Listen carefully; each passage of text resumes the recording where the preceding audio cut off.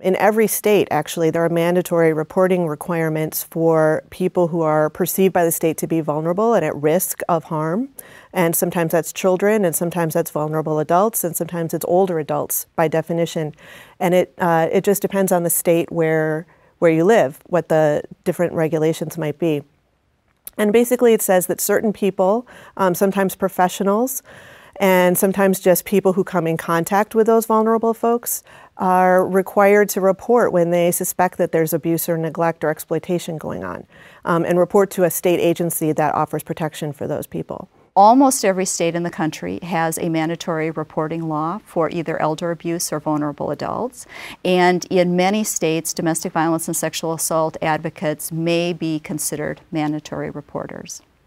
And so what becomes crucial is trying to figure out what your state law is, whether or not you're a mandated reporter, what needs to be reported, and how you will work with older adults if in fact you are a mandated reporter. Mandatory reporting is a term that frankly is getting thrown around a lot, not always with clarity about what it really means. Mandatory reporting means that there is a statute, a law, that requires certain people to report certain kinds of information about certain kinds of violence or vulnerability to a certain place. And the reason that I'm so specific about that is because I have heard people say, I'm a voluntary mandatory reporter.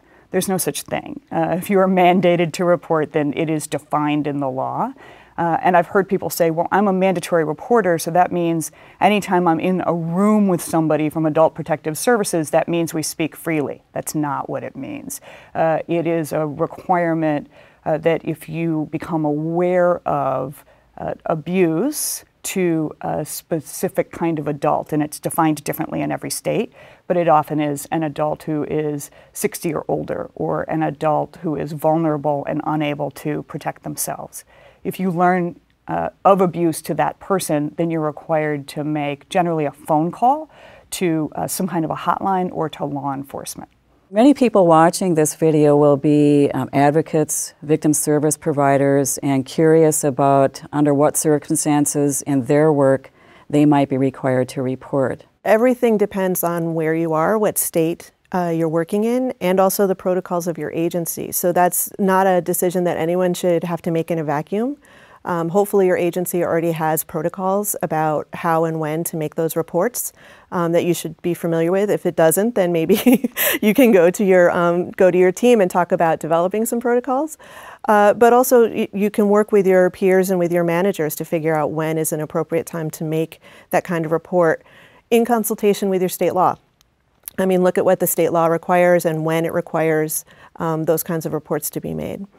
What would a mandated reporter report? In other words, what information are they to report, and would that include even suspicions, not necessarily some sort of concrete opinion, but even a suspicion of elder abuse? In terms of what a mandatory reporter reports, again, it goes back to what is the statute in your jurisdiction, and I will always emphasize that everyone should always be checking what they're actually required to do and checking whether it has changed, because these are statutes and every year the legislature has the ability to change them.